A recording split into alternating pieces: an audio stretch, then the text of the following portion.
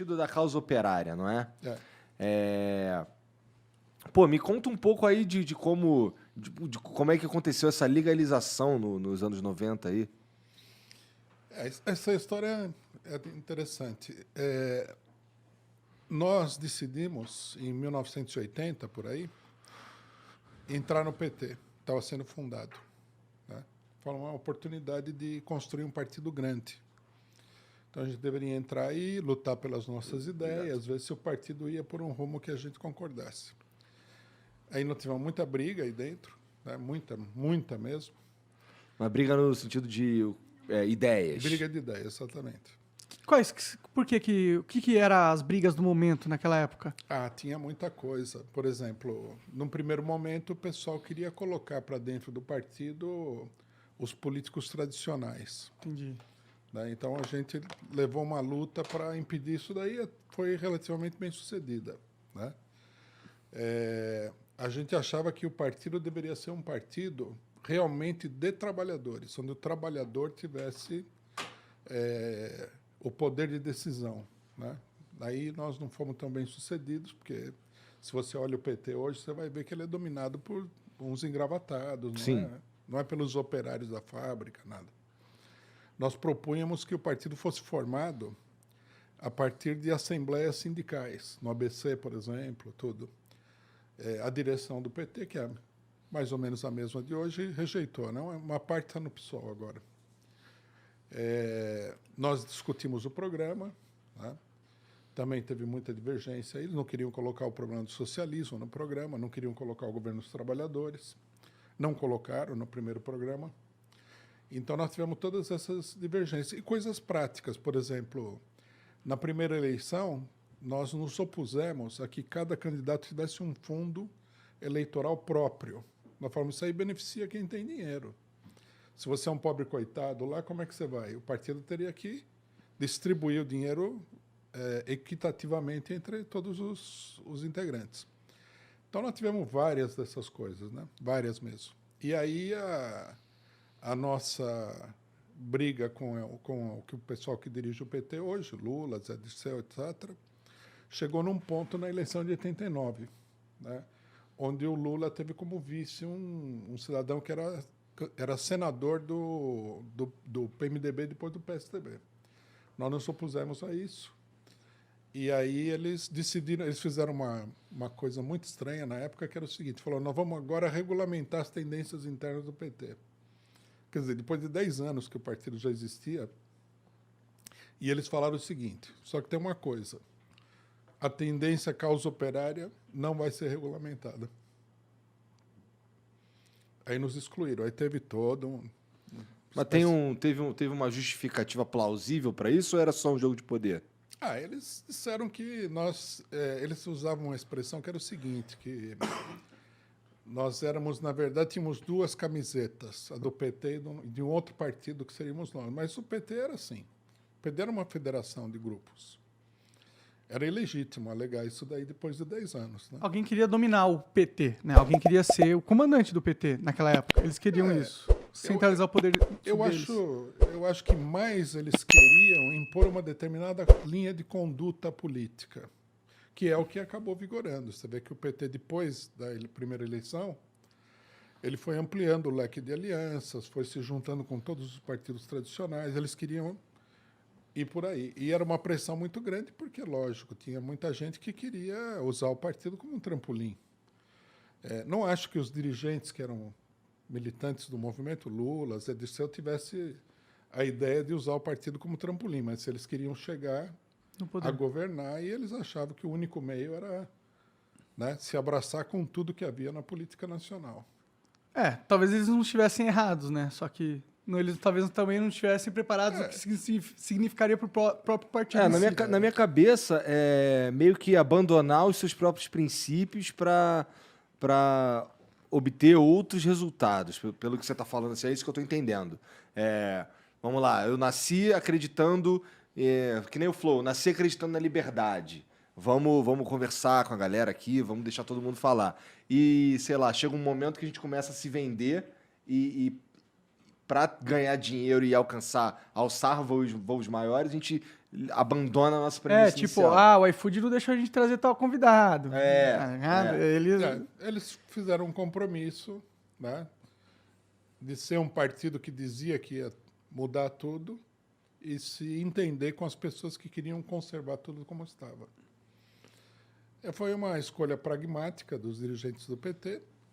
Num certo sentido, deu certo, porque o PT chegou à presidência da República. Mas, em outro sentido, não deu tão certo, não, porque agora está tudo no impasse.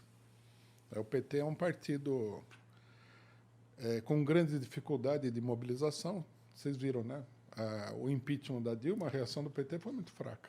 O sentimento anti-PT no Brasil também cresce, e eu não sei se ainda cresce, mas é bem grande. Isso até certo ponto é natural. Mas se você tiver uma política firme, você vai ter uma polarização. Vai ter gente a favor e contra. Isso eu acho que é natural. O que eu acho que é ruim é que você não tem um partido capaz de lutar efetivamente. Você tem um grupo de parlamentares, é isso que o PT é. É um grupo de parlamentares? É tipo sei lá como falar. O que quer dizer que eles não têm uma ideia que os liga? Tem. Não, eles têm uma ideia vaga, né? Tanto que a gente pode ver que a cada eleição eles apresentam propostas políticas diferentes, de conveniência e tal. Eles têm uma vaga orientação de esquerda, né? De que é preciso fazer reformas sociais, reformas políticas. Agora, quais são as mais importantes? Quais são as secundárias? O que tem que fazer no momento? Isso aí é muito vago. Entendi. Tá. E aí, o grupo que formou o PCO, esse grupo que saiu... Todo mundo estava dentro do PT? Foi todo mundo expulso do PT. Tá. E foram expulsos porque faziam parte de uma agenda que o PT não queria comprar. Exatamente. Basicamente. E que eles achavam que estava incomodando o desenvolvimento dessa política pragmática. Entendi. Tá. Faz sentido analisando assim, né? Então... Para vocês terem uma ideia, eu vou contar uma coisinha aqui. Uma certa vez, um companheiro nosso foi na antiga SNI, baseado na lei de liberdade de informação, e pegou o relatório do SNI sobre ele, que ele precisava para ele ia dar entrada em alguma coisa, não sei se ele era funcionário do Correio, dar entrada na anistia no Correio, alguma coisa assim. E aí veio o relatório. E o relatório falava o seguinte: Causa Operária, que a gente era conhecido pelo nome de Causa Operária. É um grupo pequeno, mas muito organizado, muito aguerrido, e tem a capacidade de desestabilizar a situação política no Brasil. Caralho. Porque estava dentro do PT. Uhum.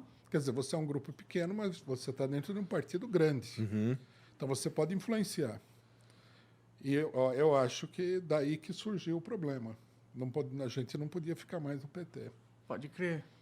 Mas isso, por outro lado, enfraqueceu o movimento da causa operária também, não enfraqueceu? Para nós foi um período muito difícil. Nós ficamos num isolamento total. O PT, na esquerda, naquele momento, era como a Igreja Católica na Idade Média. Ou você estava na igreja, ou você não estava em lugar nenhum. Nós ficamos num ostracismo total, num isolamento completo. E como é que vocês continuaram... Como é que vocês conseguiram alcançar a legalização? Isso daí foi uma proeza, eu acredito. Na época era muito difícil legalizar um partido, mais difícil do que a legislação atual. Você precisava ter um determinado número de filiados, você precisava estar num determinado número de estados, sei lá, 10, 15 estados. Nesses estados você precisava ter um determinado número de cidades, e em todos esses lugares você precisava ter filiados. Quer dizer, era... monumental, né? Isso aqui é Brasil, você imagina, né? Aí o que nós fizemos? Nós falamos, vamos encarar essa dificuldade. Mas tu acredita que ela é desleal? Isso daí é desleal ou isso é necessário? Nossa, não, isso é uma verdadeira loucura. Basta ver o que a gente fez. Nós mandamos, por exemplo, 3 companheiros para Rondônia, onde a gente não conhecia ninguém.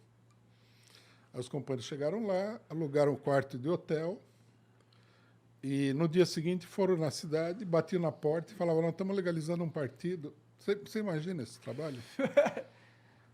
Porque a gente não tinha dinheiro, não tinha isso que eu ia te perguntar, como é que financia tudo isso? Era muito complicado. Quantas pessoas? Você tinha que tirar do bolso, você tinha que fazer uma vaquinha, pedir ajuda para algumas pessoas e tal. Nós fomos, Espírito Santo, Roraima, Rondônia. Nós escolhemos os estados menores, porque nós falamos, aí é mais fácil de legalizar. Então, esses estados, Acre, Rondônia, Amapá e tal, nós fomos para todos. E dos grandes, nós escolhemos Rio de Janeiro, fizemos em São Paulo também, Espírito Santo e outros estados. Quer dizer, isso é um grupo naquela época era um grupo de 200 pessoas, sem nenhum tostão no bolso, isolado de tudo, de todo mundo. Era uma loucura. Pode crer. E aí, fazendo essas viagens todas, vocês conseguiram coletar o que vocês precisavam para que o partido fosse criado. Que é o que exatamente? É de pessoas filiadas, é isso? Pessoas filiadas. Você tinha que convencer uma pessoa que nunca viu você na sua vida A te apoiar politicamente. a se filiar a um partido que ele nem sabia o que era exatamente. Sim. E era uma outra, tipo, não é igual hoje em dia que você tem a rede social, que você pega e faz um vídeo explicando todas as suas ideias. Na verdade, não tinha nem telefone celular naquela época. É verdade, é verdade. Então era monumental mesmo. Para se comunicar com o cidadão que estava numa paz, tinha que ir para casa ou tinha que estar num... Orelhão. A gente tinha uma sede partidária, eu acho. Você tinha que pegar o telefone, ir no orelhão. Que merda. Era uma coisa assim, pré-histórica e muito complicada. Quando nós começamos, como a gente estava na metade desse processo, a gente tinha avançado bastante. Já tinha fechado 3 ou 4 estados, a gente precisava de 7, 8. A legislação mudou. Para pior ou para melhor? Para pior ou para Para melhor? melhor. Para melhor? Mudou para melhor. A legislação dizia o seguinte: quem define as quantidades é o partido. O partido tem que dizer como é que ele precisa, quantos diretórios, quanto isso, quanto aquilo que ele tem que fazer. Aí um companheiro nosso um dia chegou na reunião e falou: olha isso aqui da mudança da legislação. E leu. Daí a gente pensou, né, conversamos com o advogado, falamos: está aqui. Nós vamos reduzir esse trabalho. E aí a gente entrou com um processo misto. Metade era lei antiga, metade era lei nova. Eu me lembro até que eu fiz uma entrevista com o juiz do TSE, nesse momento aí, e ele falou: bom, o caso de vocês é muito original, porque vocês pegaram uma parte da lei antiga, uma parte da lei nova, nós estamos num período de transição, e aí nós conseguimos legalizar. Entendi. Interessante. E aí, depois que legaliza um partido, como que foi para vocês isso? O que causou? Tipo, qual que é o próximo passo? Qual que é o que vocês efeito fizeram? prático de ter um partido legalizado e tal? Agora vocês podem concorrer, né? Concorrer nas eleições. O que também era um desafio, até hoje para nós. Primeira eleição, nós lançamos, acho que 6 ou 7 candidatos no país inteiro. E a gente nem sabia como fazia uma eleição. Nunca tinha direto. A gente tinha participado no PT, mas o PT é um tapete voador. Era uma máquina gigantesca. Agora, você fazer sozinho, muito complicado. Sem dinheiro nenhum, então, nem falar. Aí nós começamos esse processo de participar das eleições. Agora, você legalizar um partido tem outras vantagens. Você adquire uma personalidade institucional. Você aparece por aí, as pessoas... é mais fácil das pessoas conhecerem. Vou dar um exemplo. Vocês, com certeza, ouviram falar do PCO já várias vezes. Sim. Mas vocês não ouviram falar das cerca de 70 organizações que têm nome de socialista, revolucionário, que existem no Brasil. Vocês nunca ouviram falar. Não mesmo. Não mesmo. Eu estava lendo uma matéria hoje no programa que eu faço de uma tendência marxista revolucionária. Vocês nunca ouviram falar. Eles ainda têm a vantagem de estar na internet. Naquela época não tinha internet. Naquela época, tudo que a gente tinha era o nosso jornal, né? Que nós temos até hoje, jornal impresso. Então, você tinha que chegar nas pessoas com panfleto, com jornal, uma coisa muito